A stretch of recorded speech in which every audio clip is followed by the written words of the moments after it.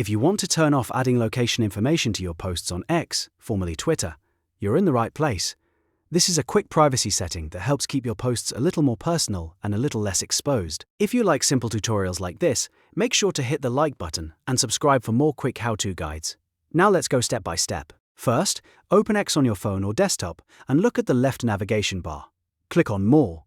This is where X keeps extra settings and account options that are not shown on the main menu. Once the menu opens, click Settings and Privacy. This is the section where you can control your account, security, privacy, and content preferences. Next, click Privacy and Safety. This area contains the settings that help control what other people can see and how your account behaves when you post. After that, click Your Posts. This is where X lets you manage posting-related options, including location information and other post privacy controls. Now click Add Location Information to your posts. You should see a toggle for this setting. If it is turned on, X may add location details to your posts. To turn it off, simply toggle off Add Location Information to your posts.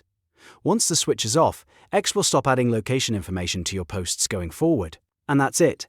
You've successfully turned off location information for your posts on X. If this tutorial helped, please like the video and subscribe for more easy social media settings guides just like this one.